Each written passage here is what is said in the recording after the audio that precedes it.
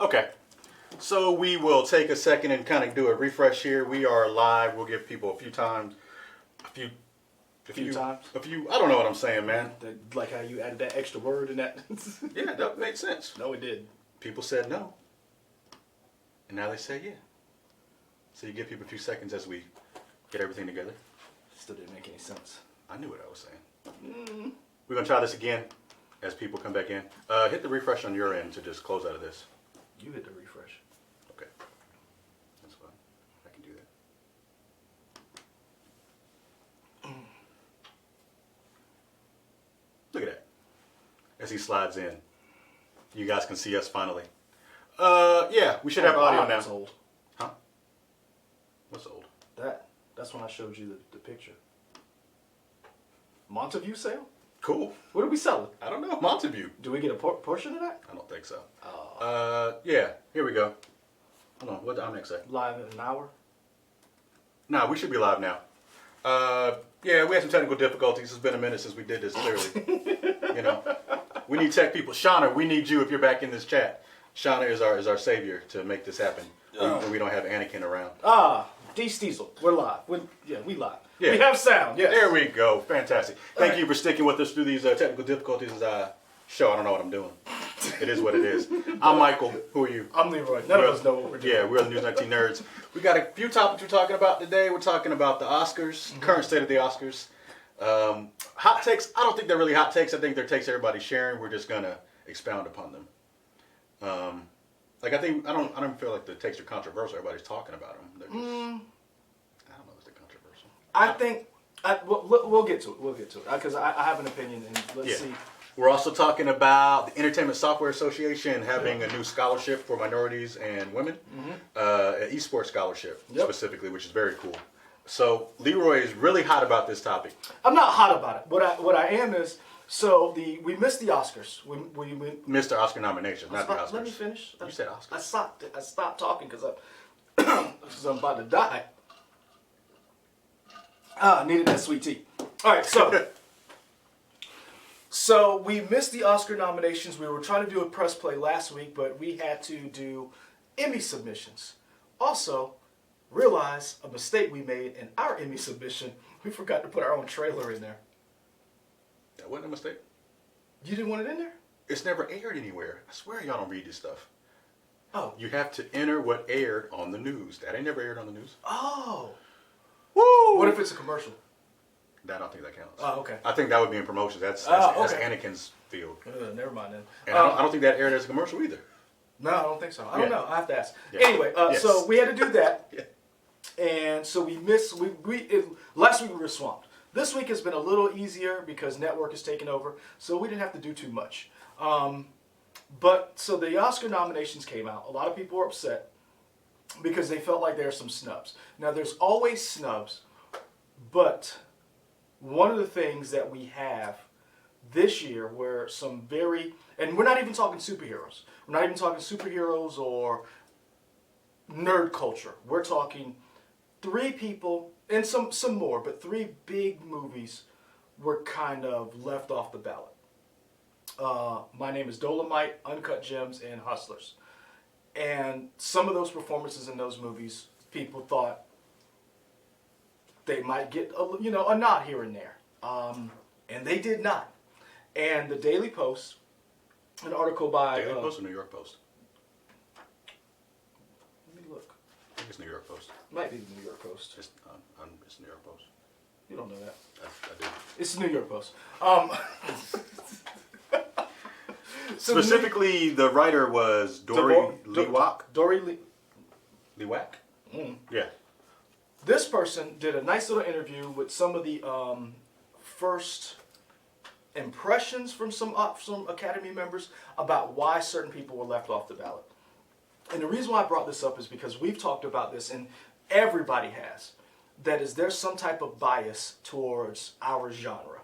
Whether it's comic movies, whether it's science fiction, whether it's horror. There's been some racial implications brought up. And this right here sums it up the best way I can about why the Oscars are the way they are. It's the Academy and their members don't like if you don't play the game. What that game is, I don't know. Do you know what it is? I mean, it's the old guard, right? We've had the hashtag of Oscars to kind of Brian Barrett and people are asking if we're going to do the Picard. So No, I say tell them. No. We've had some behind the scenes issues with Picard and how we can get access to it. CBS. We've had some behind the scenes issues with that, so we're trying to get that figured out whether or not we can actually get a streaming version of Picard for us. Since we're a CBS affiliate, we hope to be able to do that. So we haven't seen Picard yet. We're interested in it. It's just it hasn't been easy to get access to CBS All Access to us. We feel like we work here. We're a CBS affiliate. They should make it a little easier for us to access it. Yeah. That hadn't been the case. Yeah. So Picard is not out of the equation. We just haven't seen it yet. I did like Discovery first season. Yes. So Oscars, there has been a talk of the biggest hashtag is obviously Oscars so white, but I think it goes beyond that, or maybe not beyond that, but it's more like Oscars so old. And I don't think this isn't a hot take or a fresh take. I just think you have an older guard. One of the people mentioned that is Terry Moore. Mm-hmm. Terry Moore, is that her name? Yep. Did I say that right? Yep. Yeah. She's like 90 years old. She was a legend in Hollywood back in the day. No one knows who that heifer is right now. True. Now, I think people that we work with who watch old movies and like TCM, they know who she is. Who? I don't, like Eric would know who she is. Eric who? Steer. Because he loves TCM. He loves Turner Classic Movies. He watches stuff. I think Wendy would know who she is. They love those kind of movies. Name two people. That's not right. I keep going because right. What I'm saying is, some people know, but it's in the zeitgeist. People don't remember who those actors are, and a lot of those actors still get to vote, even if they're not making movies anymore. Keep going. Hey, well, I'm going to go, but what I'm saying is, if I'm wrong and you guys know, let me know. But what I think happens is, once you're a member, you're in. You're in. As long as you pay them dues. Do you even have to pay dues? Probably. See, I don't even know if you pay dues. I figure like once you make a movie and you're a part of the Academy, you get to keep voting whether or not you're current. I think there's some money involved because there's no way in the world the Academy could keep operating at its pace without there's some type of money coming in. Yeah. So I think there's got to be so once you get in, I think once you get in, I think you have to. There's some type of membership or something you have to contribute. But keep going, because you were worried about that later. We'll get to that in a second. Well, no, I just want to see if they're talking about stuff. Let's see. Yeah, but we'll get to because what they're bringing up. I'll get to that in a second. Okay. Yeah, that's just my. It could be an Oscar so white, but I also think it's an Oscar so old. You have a lot of old guard who think the old ways. They think new movie making isn't movies anymore, or to them they're like, these aren't movies. It kind of ties into who's the guy. Scorsese of MCU isn't a movie, bruh. I think we're past that now. It isn't cinema. It isn't cinema. It's not artistic cinema. That's your opinion. I don't agree, and I think most of the world doesn't agree now. People realize different strokes for different folks, right?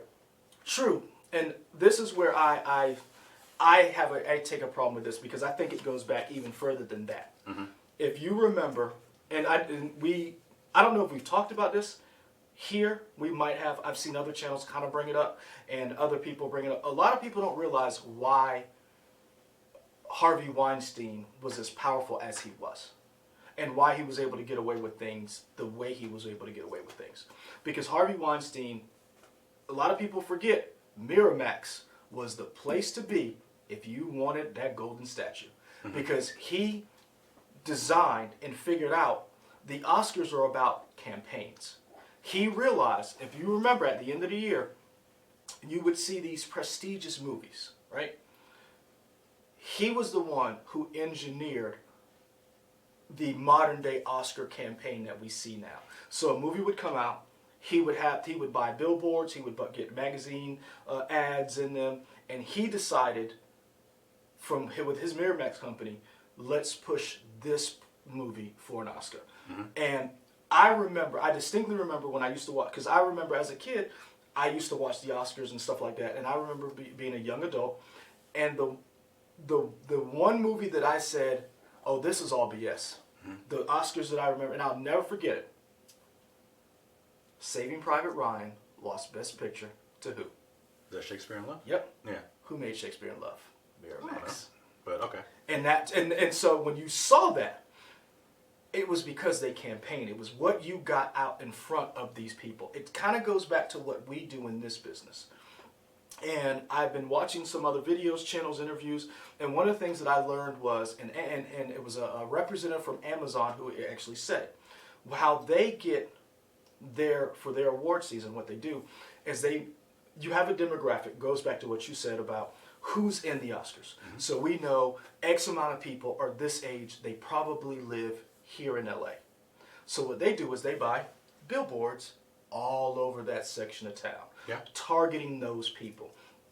And then you have those people who are like, I'm seeing this all over the place. The narrative is that this movie is popular or whatever because Hollywood is in a bubble.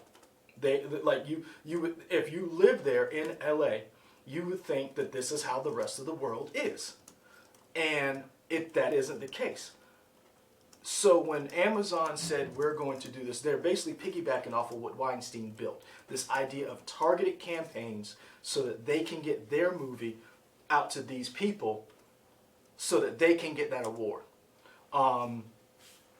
If you look at what was said in this article, and this is and how the person worded these quotes is very interesting, very telling. Besides the 91-year-old who was nominated in 1952 for Best Supporting Actress Award for Comeback Little Sheba. You know what that movie is? I'm not familiar with that. Okay. Believes Lopez's performance, which was widely expected to garner a nomination, was overrated. I would have been shocked if she did get it, sniffed Moore, a longtime member of the Academy of Motion Pictures Arts and Services who votes on Oscar nominees and was once married to Howard Hughes. Shockwaves rippled across social media this week when the Academy Award nominations were announced, and several actors who were anticipated to make the cut didn't. Among them, Adam Sandler for Uncut Gems, Eddie Murphy for Dolomite Is My Name, Awkwafina, who recently took home top honors at the Golden Globes for Farewell, and yes, Lopez. First of all, Hustlers is not an Oscar movie. It's a little too rough around the edges, and I'm assuming some other people in the acting category didn't see it, said a longtime character actor and Academy member. Florence Pugh seems to have gotten that J-Lo spot, maybe because Little Women is a prestige movie and she's a bright new star. You're not only fighting against an old guard, you're fighting against a perception that they're not even doing their job. Mm-hmm. And so they're not even going to go look at these movies. They're just, Little Women's out, I'll go see that. Because that's what they know. So you're not going to get an award or a nomination if you have someone like Martin Scorsese, who is actively doing movies, actively in the community, who is basically giving these old people a voice, saying, yeah, they're not cinema. And that's why, and I bring this up to say, you've got people who are going to see you, who want you to play parts and roles the way they perceive you. Because this is what they said. This is the thing that got me.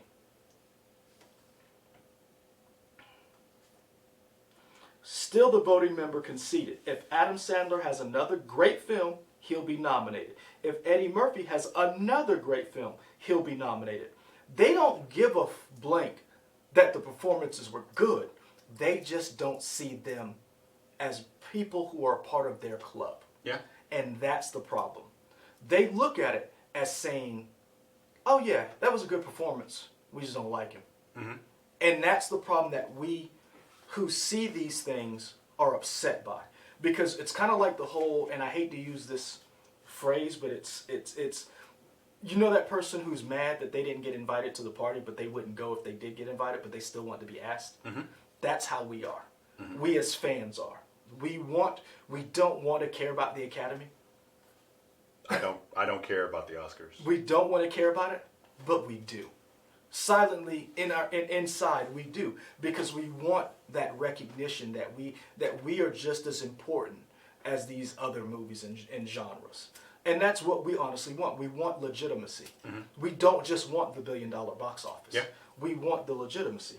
And that's the problem that rakes a lot of people. Not the fact that they didn't get nominated. here's the thing. He admitted that as with Hustlers, some voters may not even bother to watch Awkwafina's The Farewell or Sandler's Uncut Gem. That performance was a tour de force. He's emerging as a truly great actor, but then he does cheesy Netflix comedies that are really dumb. Your main actors and actresses do some stupid movies. Matthew McConaughey and Anne Hathaway did one of the worst movies I'd ever seen. That movie was a tour de force. That was a classic. It was not. Serenity, man. I should beat you over the head with this camera bag. Maybe I can go into the Serenity world. I don't know. But you're gonna get mad because Eddie Murphy does or Adam Sandler does cheesy movies, but you're not gonna give a knock to Serenity. That movie was terrible. Well, I mean, it did get a knock. What? It got Razzies. But my point is, you're still going to nominate Anne Hathaway. You're still going to nominate Matthew McConaughey. But it's the way they did it, right? And so they were considered prestige actors before they did this terrible movie. Adam Sandler was... Jake Gyllenhaal did Bubble Boy. Yeah, younger. But my point is, it's who they like. Right. And that's the problem. Yeah. And that's where I say, that's the problem that I have. And Joe Greer, and this is the thing, Joe Greer, I can respect your opinion about Us wasn't good in your opinion. But the difference where I disagree and where I say at least consider, Lupita played two totally different people in one movie. Mm-hmm. And you didn't even consider it. And if that we don't know that they didn't consider it. We know she wasn't nominated. We know she wasn't considered because we know from some of the people who talked about it, they were like, nah, it wasn't on our radar. And because it But you can't make the blanket statement that nobody considered it. I will say that I will say this: a majority of the Academy probably didn't consider it because of who she is, when the movie came out, and what genre it was in. Okay. Because we have seen horror not even be a blip on their radar, so I can say that with full confidence. They probably did not consider that movie. Okay. And that's the problem that I have, and that's why I think we as consumers have to be smarter, and we have to be. Because we are consumers, and if we want the Academy to change, we have to decide how we're going to go forward and use our voice in this. Because the Oscars want us. See, that's the problem. They want you to care. Yeah, I stopped caring about the Oscars. So here's my brief spiel. Mm-hmm. I stopped caring about. I never really cared about the Oscars. I kind of watched every once in a while, but the movies that Oscars pick for winners generally, I'm like. They're fine. I don't. La La Land. Well, Moonlight won in the end, and I was happy about that. Moonlight won, but La La Land. I think La La Land is a fine movie. I don't think it's a great musical, as much as people want to claim it is. I don't think it's a good musical. There are better musicals out there. I think it's an okay movie. But I think Moonlight winning was great. The big thing, one of the big things that turned me off was, and again, I've never been in a production, so. I can only speak from a fan. Yeah. When Denzel Washington lost to, who's the boy? Which one? You told because I'm talking about the most recent loss when he was in Flight. No, Fences. Fences came out after Flight. I'm pretty sure. Yeah, Fences came after Flight. Yeah, but who did he lose to in that? It's one of the Affleck boys, Casey Affleck. And I saw both those movies, and people kept saying. Casey Affleck's performance was so layered and nuanced. To me, he just seemed like he didn't want to be in it. But I may not be smart enough. I recognize that I might not be smart enough to see. He seemed unbothered to be in that film. But everybody said it was great, so maybe it was. But I don't know. But to me, I thought Denzel did a better job. But see, this is my point. Who are those people who are saying that, and is that part of the campaign? Because you know the Afflecks are real. We're tied into who? There are three people who are tied into.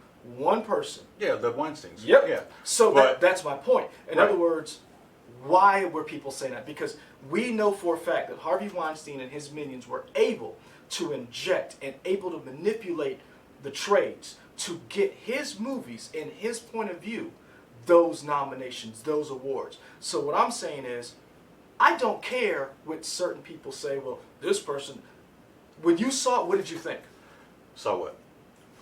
The movies. Manchester by the Sea or whatever? And what did you think of Fences? I thought Manchester by the Sea was fine. I thought Fences was fine. What was the movie that year that you thought was God, I don't know dates, so I couldn't remember. But to me, in terms of performances, I enjoyed Denzel's performance better. Mm-hmm. I don't know. And now, You always say know your biases. Now, I could have a bias because it was an older black man, so I could see my dad being that person. True. It's very possible that's why it struck a chord with me. I don't know. But I do know that I enjoyed that more than Casey Affleck. But and I guess that's another point where it's who is making these decisions and what, because there's a lot of independent films that will make it, and you're like, how the freak did that make it up there? I'm not going to knock Two Popes. But you're going to tell me that Two Popes is better than Dolomite? Well, see, here's the thing. and see what I'm saying? Like, but the thing is, I haven't seen Two Popes, so I can't say that it isn't. I don't know. I'm going to be honest with you, it's just okay. Like, it didn't hold my attention. Well, see, and the thing about the Oscars, there's so many things that are wrong with the Oscars, right? Because it's the so white thing, it's a so old thing.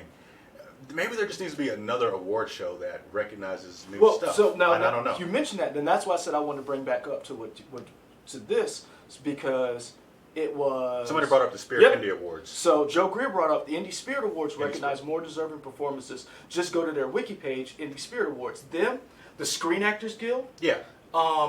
They to me, the Screen Actors Guild, the SAG Awards, to me are better because that's your peers. Yeah. Those are the people in your guild, in your union who are helping. And I feel like the Oscars, as much as we want the legitimacy, we want to not care, but we do. Because we wanted the collection of us. When we saw Logan, we were like, oh, this might be the one. Because every time we have a movie that comes out, we're like, this could be the one. Mm-hmm. Because we want to crack, because we want that legitimacy. Because we've always had that stigma, that stain on us, that they're not good movies. And of course, and that's why it hurt. And that's why it was so controversial and such a polarizing thing. It hurt when Scorsese said it, because a lot of people respect his vision, his genre of movies. He is a truly genre-changing director. Mm-hmm. He is truly one of those men who, if he makes a movie, automatically your ears peak up. So for him to say that's not cinema, it hurt people. Because this... So, go ahead. But, no, go ahead. Well, I was going to say, I was kind of morphing the topic a little bit, but you were talking about Scorsese. You said, man, mm-hmm. One of the bigger snubs was no female directors mm-hmm. in the best director. Everybody's talking about Greta Gerwig. She's the one that did Lady Bird, right? Yep. Lady Bird was a great movie. And this year she did Little Women. Yep. And it was weird because Little Women was probably nominated for 6 different categories. So it's weird to think it's so good in all this stuff, but it doesn't get that falls under a director. And it makes you wonder, like, how could you nominate it for this, mm-hmm. but not that? It's almost like, how can you? To me, it's like, how can you nominate something for Best Picture, and then it not get Best Director? Yeah. And it's one of those things, and it goes back to what you were saying. And I want to read some of these Joe Greer IFC channels, Sundance channels, were great channels before they added commercials and Law and Order reruns. You 200% agree with that. Hey man, everybody got to pay for something. Because unfortunately, yeah, I agree. But eventually, them channels got to pay. IMDb used to be great. Now with all this ad stuff, IMDb has not decided it was. So, isn't Oscars, this is from Ken from Chicago, isn't Oscars from peers just everyone in Hollywood, not just actors, directors, writers, everyone? Correct. And Damien Estrada, you know what's funny? Straight Outta Compton, go listen to the director's cut. They literally just did shot for shot remake of Goodfellas. Not Straight Outta Compton, I'm sorry. Menace to Society, I'm sorry. Menace to Society, I mixed up my moves, I'm sorry. Straight Outta Compton was nominated, I think, for screenwriting. Yeah, it got for screenwriter. So, but Menace to Society, and that's why I bring up to. Sorry, I was confusing my two thoughts. I bring up these movies because if you like Goodfellas, they literally just copied the movie. So mm-hmm. It's one of those things where I'm trying to figure out where do we go, and maybe it is they revamp the Oscars. Maybe they say from now on, before the year comes out, 2020, they say okay. You 100 people, because I think there's only like a few thousand in the Academy. I don't know. They say, you're in charge of Best Director. When you watch these movies, you're in charge of who gets Best Director. Mm-hmm. That's what you get to vote on. You don't get a sheet like this where you get to just, oh, ho, ho. Because then that's where your bias comes in, like you said. Because I'll never forget, and I cannot find the clip, but there's 2 clips. He was on Conan O'Brien, Dennis Leary, and they were talking Oscars. And Dennis Leary said, and I'll never forget this, and it almost was kind of like realizing you were in the Matrix. Dennis Leary told Conan O'Brien, I only vote for my friends. And that's when I was like, so you're not friends with Dennis Leary. Mm-hmm. You don't get his vote. Mm-hmm. And that's when I was like, it literally, you know when you see a movie and the character's like has this revelation and the camera does the mm-hmm. I was like, oh. Yeah. And that's the problem. You are being able to say, yes, yes, yes. Now, see, I don't know if being a member lets you vote in every category. I don't know how that works. So I won't say that that's true. But see, this is the problem. We know it allows you to vote in the category you're in. Yeah. So you're going to tell me that Terry, and this is the problem, Terry Moore's vote, who hasn't, when was the last time you heard the name Terry Moore? I haven't. I didn't even know Terry Moore was a person outside of Terry Moore, the writer from comics. So I didn't know there was a Terry Moore. Mm-hmm. So that's my problem with this. How is this being handled? And the award season, I don't know if you guys have paid attention, is shorter. The Oscars used to be later. Yeah. The Golden Globes wouldn't even happened yet. Mm-hmm. So, and if you come out in earlier the year, you are SOL. Usually. You have to come out, and it's almost like a magic window, because we know at the end of the year what happens. That's when you get all your big prestige movies. Because guess who decided to wait and try to get their movie out at the very end of the year in front of people, and it was hot garbage trash and it wasn't even finished? Cats. They wanted somebody in here said La La Land equals Cats. I don't know if I'll go that far. Wow. Because that's some hate. I do think La La Land is overrated, but I don't think it's a bad movie. So I don't know if it's on the level of Cats. But you are entitled to your own opinion. But we've seen that. If they get a movie out in enough time within that window, mm-hmm. and I love Queen. I thought Bohemian Rhapsody was just okay. But was his performance as Freddie Mercury? I thought his performance as Freddie Mercury was amazing. Mm-hmm. And that's the problem with the Oscars. Because you just said Adam Sandler's performance was a tour de force. So why did you nominate him? And that's why I said and then who do you take off? Now here's the thing. Acting or leading supporting role. And honestly, he's in a leading role, right? He would have been in the leading category. I know about. So here you go. You have Antonio Banderas, Pain and Glory, Leonardo DiCaprio, Once Upon a Time in Hollywood, Adam Driver, A Marriage Story, Joaquin Phoenix, Joker, Jonathan Pryce, The Two Popes. I'd take out Jonathan Pryce. Okay.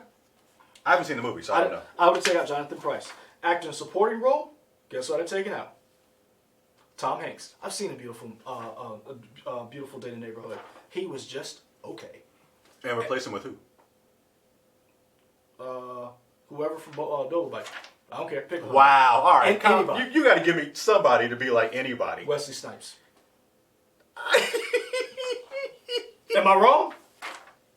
I don't know. Am I wrong, sir? It's weird though, right? Am I wrong? Because this is the thing. Was he in the movie long enough to be counted as a role? I don't know. It's so weird how little bit of stuff. Was he good though?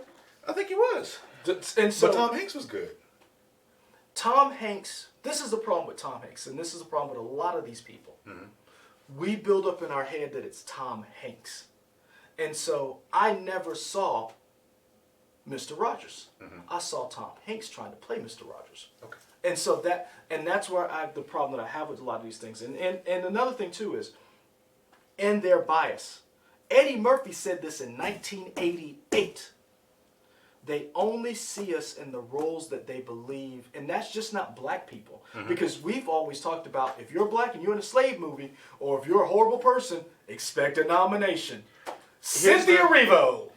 Now, yeah, it is. Prove me wrong. It's unfortunate that it does seem like It's not a seem. It is. Well, it is. Name me somebody black in the last 10 years that wasn't in a subservient, slave, bad role that got nominated. That wasn't in a bad role? I'm talking like bad, in other words, you were a horrible human being, precious. You weren't a servant, the help. You weren't a slave, Lupita. You were a upstanding... Mahershala Ali. And what? Green Book. No. What do you mean no? Because we heard from his family that wasn't even a true portrayal. Okay, but that's not what you just asked me. Okay, I'll give you that one. I'll give one. Only got one. You got one, but the reason why I have a problem with Green Book is, again, it's the perception. Yeah. Here is the same thing over and over again. If it's not that make you feel good white person, that's where black people, and then you have a Asian person in a role that is not a kung fu movie in The Farewell, that deals with life and death, that deals with this human emotion and connection. And you're just like, Aquafina, wasn't this heifer in Crazy Rich Asians? Yeah. And that's what happened. Yeah, I mean, to me, what's the solution? Just Bucky the Wonder Slave. Wow. Yeah. Yeah. I mean, I think what's the answer? I don't think we have the answer, but I think it's just you need new, fresh people. You need that old guard to go away. I don't think we need the old guard. I think F them. I think they need to do what you do. The same thing that you do, that you have always done since I've known you. You have always tried to make a point. And friends of mine who love movies, if they see a movie and they're like, I'm going to go see this, they try to see as many movies as can, and you're not even an Academy member. Yeah. It's a responsibility. And I have seen you do this and other people who are like, I'm a fan of movies. You're just a fan, and I remember you told me when they do the Oscar thing, you have made it a mission to go see every movie that was nominated for the Oscars. Shout out to Shameless Plug to AMC and putting those Best Picture things. But see, that lets me see them for sure. But that's my point. Yeah. Where's the responsibility? You're in the Academy. Yeah. Regardless of whether you like this person or not, is this a good performance? And this is where we also have heard the stories of people who haven't seen anything. Yep. And then just pick. And the screen, and they just go down the list. Yeah, we've heard that. And so that's why I said it's a very big deal for us in this genre, because we want the legitimacy. Mm-hmm. We want our Black Panthers, our Endgames. We want those small movies like Logan to be recognized, along with 1917, along with A Once Upon a Time in Hollywood. We just want a fair shake for the movies that we love, because there was a time when Westerns weren't considered. Those stories. And I would love to know when that happened.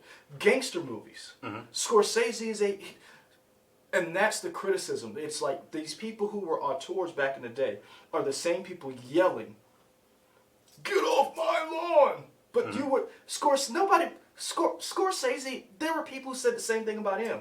Mm-hmm. And so that's the problem that I have with this. And that's why I said, give these people a shot. And I haven't seen Hustlers yet. It's literally... I think I'm like number 100 at the library. So it's gonna be a minute before I see Hustlers. It's probably on HBO, but I might just get it from Redbox because I want to see it. Because when I heard the story, I was like, I want to see that. And then I saw who was all in it. I was like, I got to see how this comes out. Mm-hmm. And I don't care if Adam Sandler does cheesy movies. I won't watch the cheesy movies, but I want to see uncut gems. So, are there any positives you can think from like nominations from this year's Oscars? Because we've heard all the negative. Are there any positives? You know what? I can name a few. Here's my positive. Okay. My positive is, where is it? Original screenplay, mm-hmm. Knives Out. Yep. Parasite. Mm-hmm. Animated short film, Hair Love, Kid Bull. My other positive.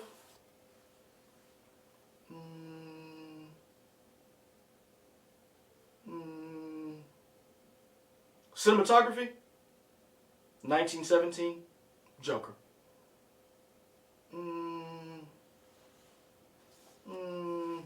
Because one thing we haven't said, Joker did get 11 nominations. That does not always bode well for a movie. No. But what I'm saying is, we always talk about we wanted legitimacy for these movies. Joker did get 11 nominations. Correct. So that's a positive. But this is the problem. It got nominations for being the exact type of movie and basically being a commentary on who we are. It literally was the walking, talking, incel, angry man that they accuse comic book people of being. Mm-hmm. Like, don't get me wrong. I think Joaquin Phoenix is a tour de force. I think he was brilliant. He carried that movie on his back. Mm-hmm. And we saw his back. It was very small. We saw his back, his ribs, everything. Man. But tell me, is Joker not the way they see comic book fans and nerds and us as a genre? Yeah. You're the shut-in kid who lives with his mother. You're a mama's boy. You're the overweight guy with glasses. They literally got that nomination because it fit what they saw us as. Mm-hmm. And that's the problem that I have. Because everybody was gushing over themselves, climbing over themselves to give themselves this pat on the back because they thought they did something. Yeah. They didn't do anything. You literally proved our point by giving Joker that nomination. That's how I feel about it. And I love Joaquin Phoenix. And I'm going to be honest with you. I've always liked his acting. I don't think that is his best acting job in one bit. I still think when he came onto the scene playing Commodus in Gladiator, when he played the dude in The Master, Once Upon a Night, We Own the Night, when he was up against Mark Wahlberg and the older guy, Robert Duvall played his dad. Oh my God! Like, go see We Own the Night. Mm-hmm. You can't tell me that was like, it's little things like that bothers me when you say this performance over that one. I thought the way they lit that city, the way they directed it was beautiful. Yeah. But there's so many snubs on this list. How you gonna tell me makeup and hairstyling? Downton Abbey came out last year. Huh? Downton Abbey came out last year. Uh-huh. I don't see it on here. What would you replace it with? Bombshell. I mean, they had makeup and hairstyle. You gonna tell me Bombshell looked better than Downton Abbey? No. And that's my point. It's this club that we all want to be a part of. That we get mad when we're not, but then we also want to be like, I don't want to be a part of it. But we want the legitimacy, and I'm trying to figure out how do we get that. Mm-hmm. so that we can stop fighting these people to have a seat at the table. I don't care about the Oscars. You do, because you see the movies. Yeah, I like to see what the best pictures are, but I don't care. But then because these are interesting movies. Mm-hmm. Like, I probably would have never seen Moonlight if it wasn't part of the AMC thing. Really? I was like, this was a really good movie. Because a lot of stuff I'll just pass up. But that's my point. Mm-hmm. If it hadn't been nominated, you'd have never seen it. Right. And I guess that's my point. There's so, like, Waves, The Last Man in San Francisco, The Farewell. A lot of these movies, they can make or break a person's career, right, or help them, or just give us a story you would have never seen before. And Moonlight did that. And the only reason why you saw Moonlight was because it was part of that package. Mm-hmm. And that's what I'm getting at. Not just for the superhero whatever movies, but also for those little films like Moonlight. Because where have you ever seen a story about a younger black man growing up and being gay? Mm-hmm. I can't call it. And what I'm saying is that those are the movies that the Oscars should be looking for, not just to pat each other on the back for Once Upon a Time in Hollywood. So, that's my rant. Okay. So watch the Oscars February 9th, y'all. I won't. Fair enough. I won't. No host this year. I don't care. I'm just saying. They didn't have hosts last year. I ain't watch it either. Yeah, fair enough. The last one I watched was when Moonlight won. That was great. I was like, did that just... What the... Yeah. I was like, oh, yo. somebody need to get fired. I was like, yo. Yeah. Steve Harvey, you just got redeemed. Yeah. Nobody talk about you anymore, Steve, like that. All right, next topic. What you want to do? I mean, we only got the ESA, right? So let's do this. This one really got me. So here's the press release. Recognizing the need to help women and minority college students across quality education, access quality education as well as pathways to working in the video game industry, the Entertainment Software Association, ESA, today opened its 2020-2021 scholarship process. The foundation also announced that for the first time it's offering an esports scholarship.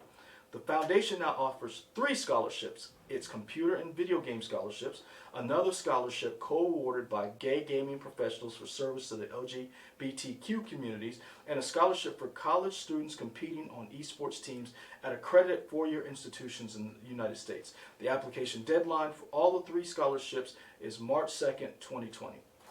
We're going to try to put this in the description, so if any of you guys want to apply, there's also a link to this scholarship on our Facebook page on the News 19 Nerds account. Scroll down. I believe I posted this either Monday or Tuesday, so check for it there. This is big, in my opinion. But why? Because I hit you with it, and you were like, "Oh, that's cool." Why do you think this is a good idea? Well, I think it's about representation. A lot of people, and we can't speak for everybody in the chat, but we are gamers. We like to play video games. I won't say we're the biggest gamers. We don't play them all the time because we don't have time. And we got no money. That's true. But I mean, when we can, we like to play different types of games. And I think it's... You more than me. You play a wide variety of games. I think, well, while you do comics, I'm doing games probably, is what it is. But like, I like to play different types of games. Shameless plug, check out our... games, our most anticipated games of 2020. Mm-hmm. We each picked 5 different games. Mm-hmm. Some of the ones we picked may surprise you. Some of them they won't. I picked 6, but one of them wasn't coming out. Yeah, unfortunately. Delayed indefinitely. But in that list, I picked a lot of different games or games that people don't normally talk about. Yeah. And I think we need more games like that. In order to get that, we need different voices making those games. So you need women creators. You need minority creators. You need different people. You need disabled creators. Yeah, you need people of different backgrounds. You brought different, up, you brought up, because I missed this story. You brought up the little girl, Brian Barrett. That's an interesting question because me and Michael go talk about that a little bit later. Oh, are we? Yeah. Not in here. Oh, I was like, are we? You said, do I play the Stadia? We're gonna talk about not a year later, but like we're in Stadia now. We're gonna do that. Was it worth the money? Nah. You're supposed to hold on to that. Stop telling them everything. We're gonna try to do a video about it. I mean, they can come for the video later. But I'll give you the tease now. Nah, but it wasn't. This is the thing. You brought up there was a little girl. No, you tell the story because I missed this. I missed the story. Well, it's a video that the guy from Jersey, and I'm so dumb in my American brain. I'm like, Jersey. They meant like Jersey in the UK, not New Jersey. Took me a while to realize what they meant. What? Hold on. When they said Jersey, you thought New Jersey? No.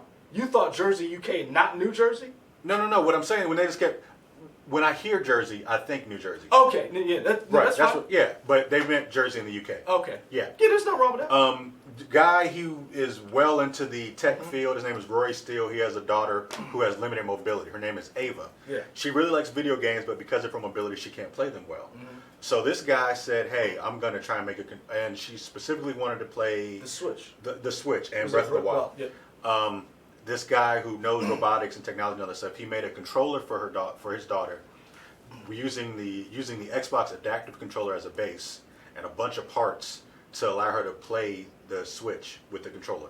Mm-hmm. He put the video up on Twitter. It went crazy. It went viral. A lot of different news outlets have interviewed him. I think BBC did, Guardian, a bunch of outlets over here did as well. And then the head of Xbox, Phil Spencer, saw it and said incredible. The part that isn't getting reported as much, he's now going to work with Xbox and what's up? Damien, man, don't say that. I want to close this because you want to roll it into say that, man. It's not. I mean, it's not. Drake. Like, I want to say you're wrong. I mean, in my mind, I feel like I didn't get bamboozled, but you know, I spent my money kind of willy nilly. Okay, I'm gonna turn this down because that was wrong. Damien, you in timeout. I will say the Stadia is better put together than Soulja Boy's bootleg system, but only barely. Only barely. Damien's in timeout. Continue. I'm sorry. Yeah.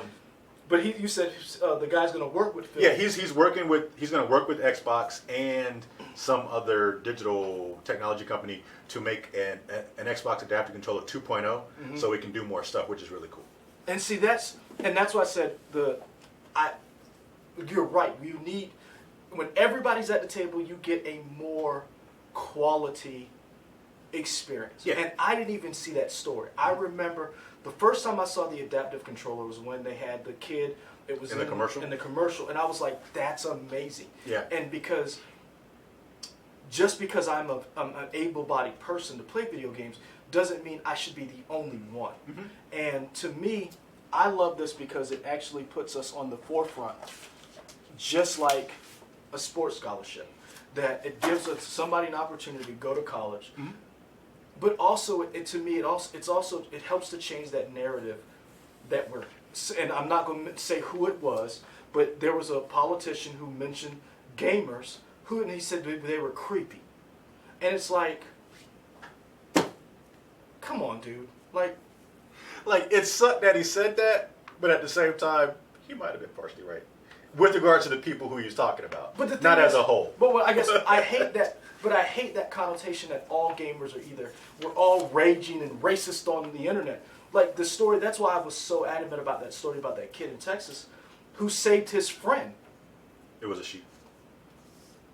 No, I thought the person who saved the person was a female. Oh, so the kid. So they did an interview with the kid they saved. That was a boy. Okay, so yeah. I don't think anybody's ever talked to the woman in Texas. And I didn't know that. I assumed that the picture when they kept doing the interview, I'm thinking that's the kid who made the phone call. That was when it got saved. So yeah, that was the cool thing. So I don't know if you guys saw.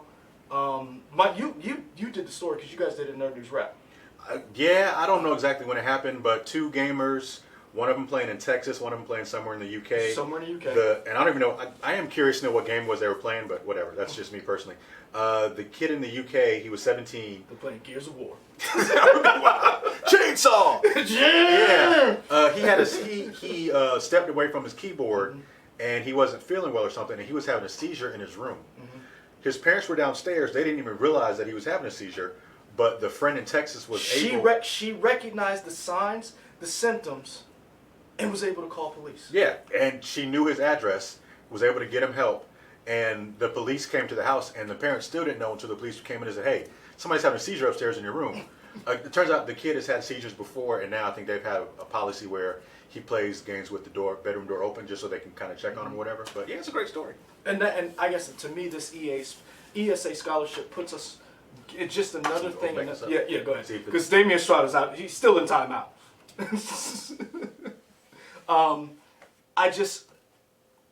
Getting scholarships for kids who have an opportunity to go to college, and it also helps those kids who don't play a sport. And that's one of the things, because we spend an inordinate amount of time on the student athlete. That is... Hey, I need y'all to calm down with this Stadia equals whatever, all right? Because first of all... No, keep going, because I'm all for it. Well, the issue I am here for it. Stadia isn't dead yet. Wait till it dies, and then you make your comparisons. Damien Estrada, you're not going to talk about the PSP like that, son. Okay, oh, now you upset. Okay, wait till the Stadia officially dies, and then make your comparisons. It's still alive some kind of way. Atari Jaguar! Oh, man. And again... The Stadia is cool in concept, and it does work, but it's still not where it needs to be in terms of, I got to pay this service and pay for the game. I was like, I don't know. So, yeah, and that's the thing that I think I love about this, is that it gives kids from a different background who might not have had an opportunity because they don't play basketball, they won't play football. It gives those kids who are gamers an opportunity to go to school, and maybe in a lot, and honestly, so NACE is the equivalent of the NCAA. When you look at some of those schools who have NACE programs, those are some damn good schools. Yeah. It's not like, Phoenix Online, or what is it? The University of Phoenix. It's not that. It's an actual school you can go to, a school you can walk around. Here we have 4. I believe we have Coker, USC Sumter. I want to say, I'm trying to think of who else. With the esports leagues? Yes. The teams or whatever? So there's a ton of, there's about, I want to say maybe 400 schools that have these, and to me, this helps level the playing field against a program like the NCAA to help get these kids some places, because you're not going to have those same stringent requirements that the NCAA has. Yeah. So that's why I love this, and I think this is a great opportunity. And the fact that they're working with so many different communities to get more people into college, because college isn't just about an education. College is also about networking, how to handle yourself in certain situations that it brings you out of a background that you might not be privileged enough to know certain things. You might not know where to go.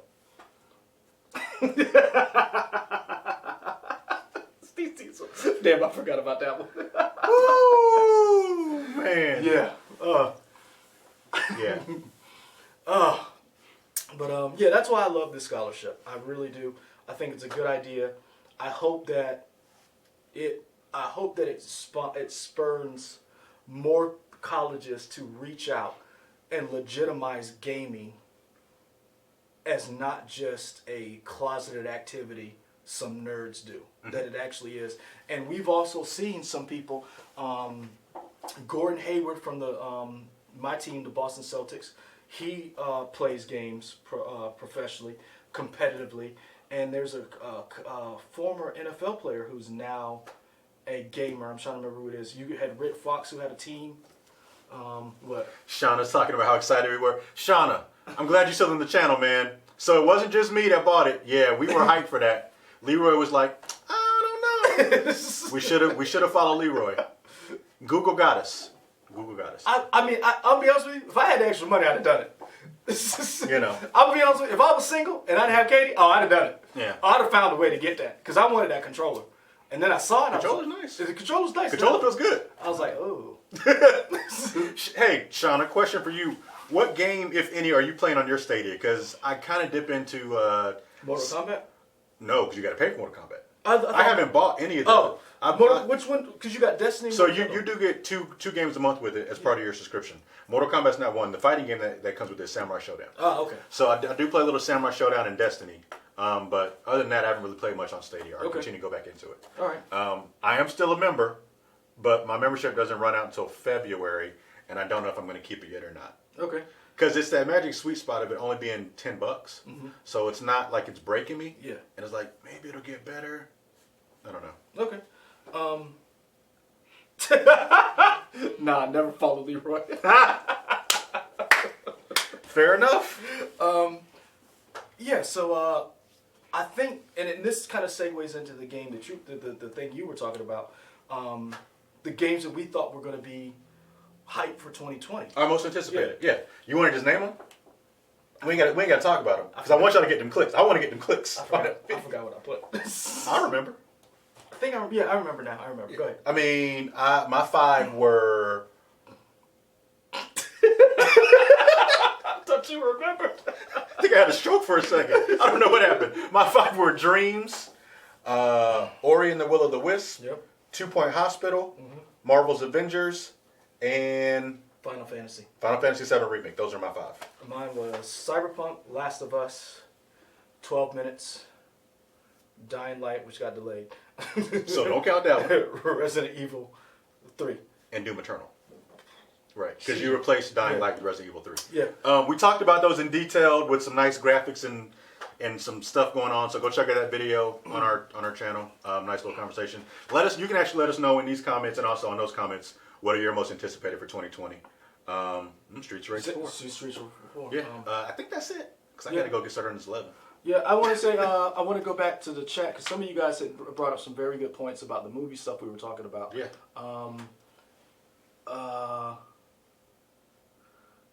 I know you guys had talked about A24 putting out some great stuff. That was VV. I definitely agree with you. Billy Meacham, I'm surprised Waves from A24 didn't get nominated. It goes back to that thing. It wasn't on their radar, so they probably didn't check it out. People claim they don't care and are filled with rage and envy. Kim from Chicago, that is definitely me. Watch the Twitter feed, Oscar night. You know what? I watch the Twitter feed and then I play video games during Oscar night because after these catastrophes, I'm like, I'm out. Stadia equals AOL. Yeah. I love this little thread that's going on.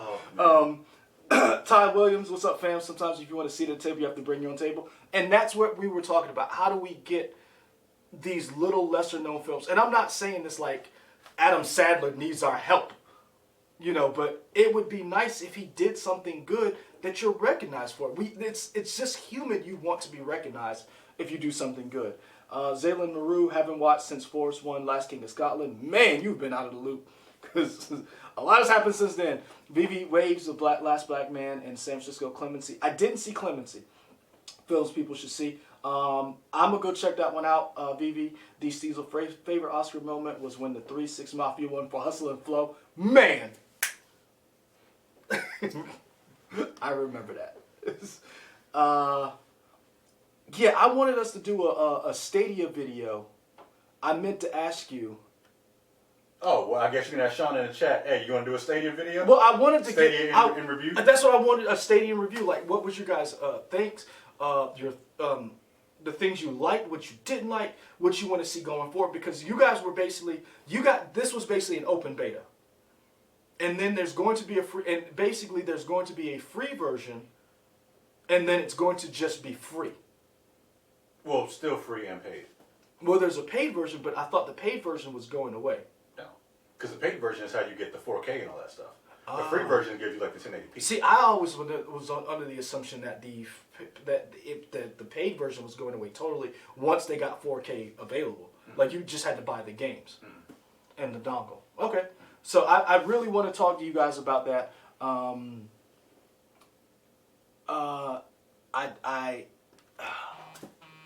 I don't know, man. Stadia seems to be. I don't send people by. All right, guys. So I want to say thanks to you guys for checking in, coming through. Miles Cage, Shauna, Damon Estrada, D. Steezel, IMAX, Payan J, Brian Barrett, Zaylon Maru, Vivi, Edward Sanchez Productions, Damon Estrada. You still in timeout, damn it. Kim from Chicago. Ryan Porter. What's up, Ryan? Johnny Steven. Want to make sure I get everybody. I did say Kim from Chicago. Billy Meacham. Who else? Joe Greer III. Did you say IMAX? I said IMAX. Rayshawn K.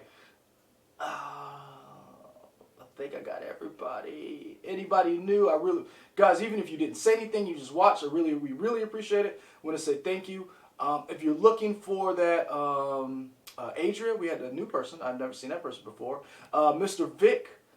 But yeah, if you want to know, we found this scholarship. It is on our Facebook page. We're going to try to put it in it may be in the comments or at least in the description below. So there are 3 different scholarships, but basically you have until March to apply. Maybe you guys have already been to college, you're not going back. Maybe you have a cousin, a younger brother, a sibling, somebody. What? Look at what Zaylin Maru just wrote. I'm scared. The last thing.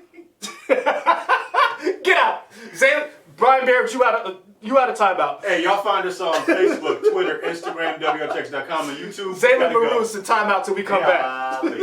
56 game. Oh, man. Yeah.